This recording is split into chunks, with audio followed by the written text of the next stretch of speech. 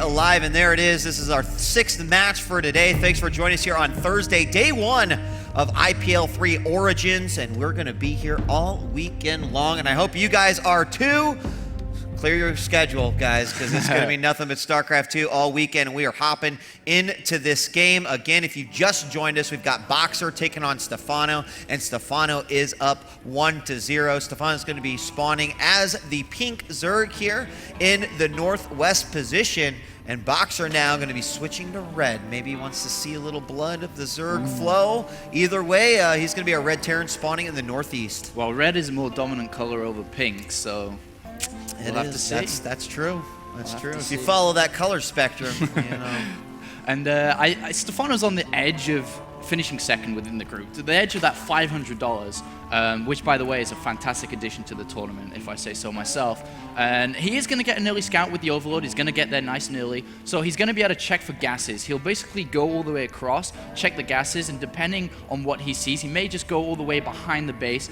And on this map is Overlords can get into really good positions, to be honest. They can go right behind the natural area, and there's nothing that Boxer can do to prevent that. So Stefano can very easily check for expansion timings, what time is stuff going down, and then start to react accordingly. He's also, sending that drone over to assist with this early scouting that's going on. And there we have the supply depot going up with an SCV going on the outside. Now, based off the location where that SCV was rallied to, it looked like he was going to be dropping a Rax there on the low ground. I wonder if he's going to keep on doing it. Stefano's going to check for it, but we still have no racks, but also no gas. Is he going to drop something over here? This is really awkward. I mean, for Boxer here, I mean, he was definitely looking for an 11-11 barracks. I'm sure he was, but he's actually going to be going for a 12 command center. Wow. That's incredibly early. He cut many SCVs in this, and Stefano has no idea what's going on. And I'm most definitely sure he's never played against something this crazy, and he's going to be scouting out everywhere. And I mean, there could be proxy barracks anywhere outside his base. Right. So he has absolutely no idea. He throws down a spawning pool immediately as soon as that hatchery's gone down.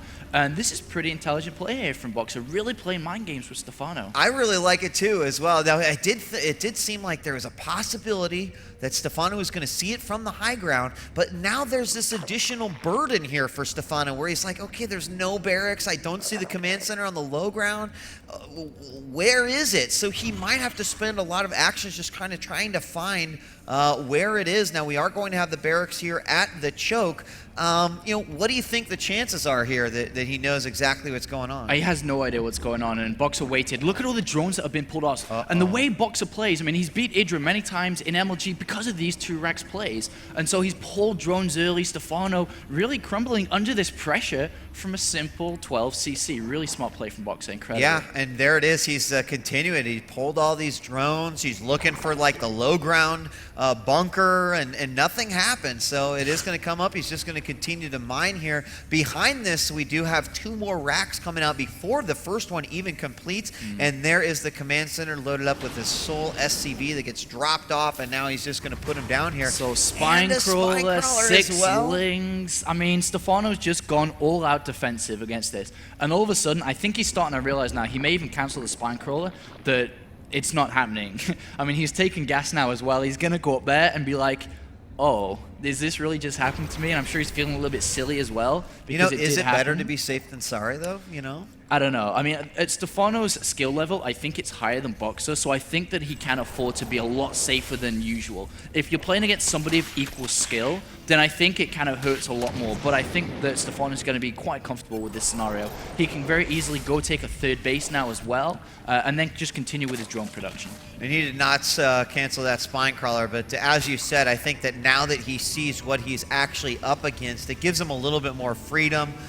He sees the 3 racks right there. He knows that there were no Marines when he initially walked up to the top of the ramp. Of course, we got several out now as the first one did pop initially. And he'll just poke up here a little bit more. We've got 5 Marines out in total, and that spine crawler is going to reposition itself. Meanwhile, here in the Zerg base, just continuing to drone up. Another queen is on the way. That'll be queen number 3. Help spread that creep a lot more as well. And Lings are going to be on their way back. But here we are, and this is that sort of I mean, now gas is going down for Stefano, but this is that sort of gasless or really mineral-heavy build that we see Stefano do in the past. And even though he made those 6 Lings early on, he has not made anything else but drones. Yeah, and I think we're going to see that Stefano Ling style in this game because there is no factory, there's no Hellions or anything, so he will be going very Ling heavy, I'm sure, eventually. And he's adding on all these gases now, so maybe not actually, because when you do go Ling heavy, you don't need 4 gases, you only need 2 to continue with upgrades. So, and I'm intrigued to see he may want to be going layer 2 base spiral, playing a bit standard straight up, and early Baneling Nest as well, actually. This is really early as the Overlord goes in, and I mean, he does know about this well. He sees the factory timing now as well. Just playing ultra defensive, getting this Baneling Nest up. I don't think he's going to try to bust down the wall. No, I don't think he's either. Do but that. You know what I do think is that you keep in mind that Alive versus Stefano had him finding himself up against a ton of Marines with no Banelings at all. And it almost seems better that if you're going to spend your gas, of course you got speed on the way, throw down the Baneling Nest, but here come those Marines, might catch a Queen on the outside. Actually, no, we're just like whatever Queen. Going to go immediately after that Spine Crawler, and the Lings do come out.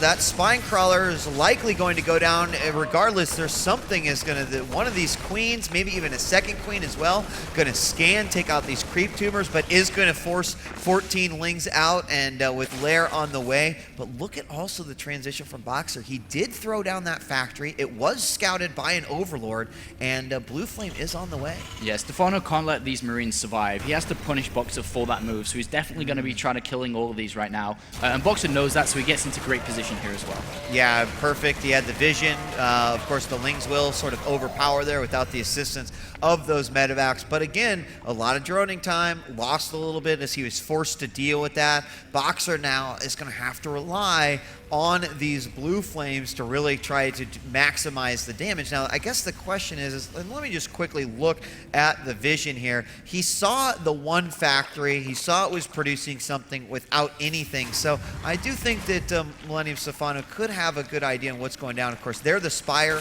is going down as well. And we've got some Banelings being morphed in to try to stop and handle anything that might come out here by the Hellions. Yeah, and we are going to see a kind of a timing tech. Boxer has added on the engineering bay and armory, kind of a good timing at that roughly 9 minutes mark so we can play against Mutas, which is actually happening surprisingly. We don't really see Stefano play Mutalist style ever, to be honest, but he's playing very defensive too. Look at these Banelings spread in the main base, the Lings as well, expecting some form of drop or some form of timing attack, and Boxer's very smartly hidden these Blue Flames away from Stefano. He has absolutely no idea right now, and he needs more Banelings than 4 in the main base to deal with this. No, I definitely agree with you there, and he's also could just be waiting for Baneling speed perhaps before he starts getting some more out. He's also got to be thinking about, okay, my Spire's about to pop, and I'm going to want to spend a lot of gas depending on the timing, and here it is. There the Blue Flame is going to be discovered. Now, yes, he's got to spend that gas and morph in a ton of Banelings. That's going to delay those Mutalists even more,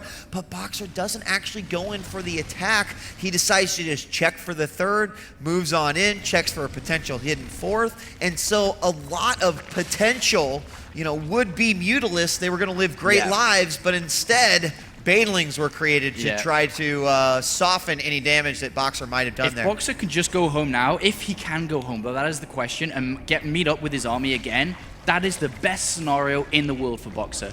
There was so much gas saved up, literally 900 gas saved up. There would have been immediate +1 8 Mutalists in the map harassing, and now there's only 2, or no, there's 4 here. So that was really smart from Boxer. He can start to build a Thor very, very shortly with the armory out. He has a single turret, and he's going to have to use Marines to defend against this, but if he can defend well enough against this Mutalist pressure, which is very minimal, to be honest, and then he can go for a very, very nice timing. Yeah, I mean, we did have the 1 missile turret down. Here you can see it's taken out the refinery. That, of course, does stop some of the gas, but he cannot directly attack that with, of course, the missile turret right there. When the muta numbers are so low, you can't really afford to lose them, especially considering how much they were delayed prior to that sort of feigning of an attack coming out by Boxer.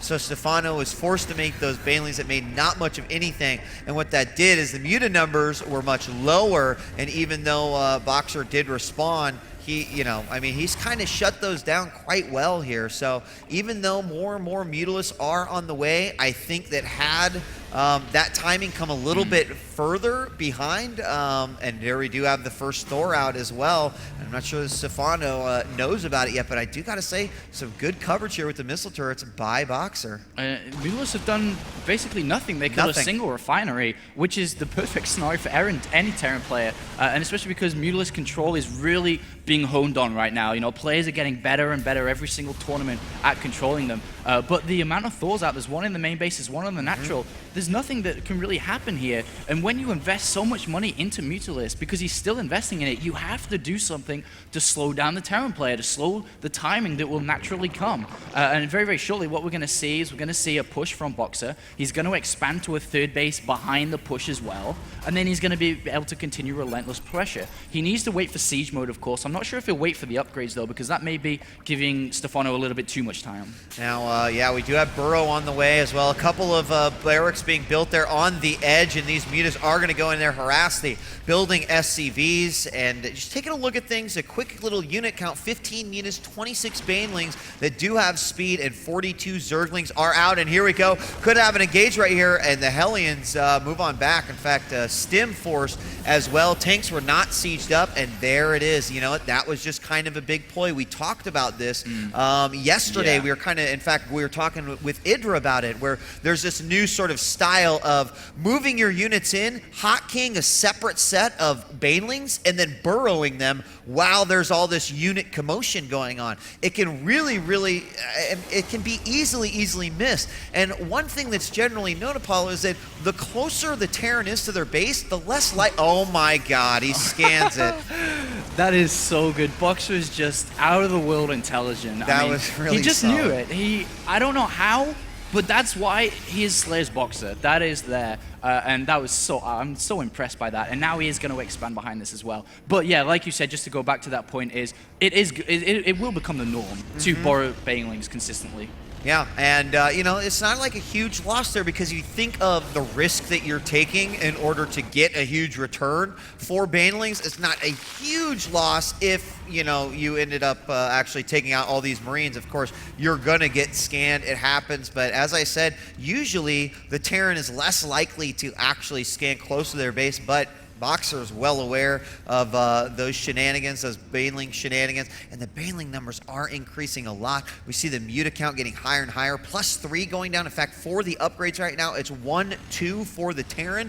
For the Zerg, we got 1-1, and he's going to move right in position. He's going in for the attack. The banelings are going to roll in. Tanks are not seized up, and oh my gosh, Stefano actually sacrifices most of everything. No Thors here to assist with this.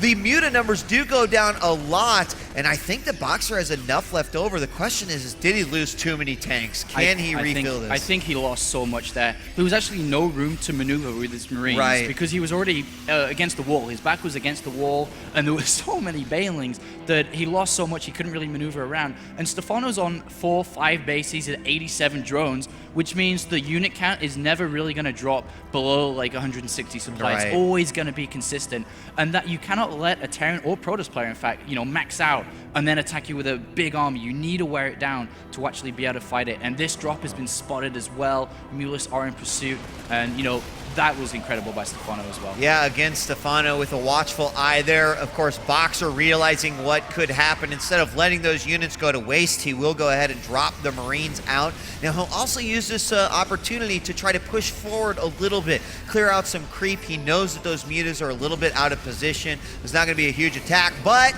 did he push too far forward? As here we go, more banelings coming in. Tanks doing some initial damage. The Thor will quickly go down, and everything is wiped out the middle by Stefano. Yeah, that's just, you know, almost lights out for Boxer. He's really on the back foot right now. Only a couple of tanks to defend this, and the units won't stop coming now. Like I said, 80, 90 drones.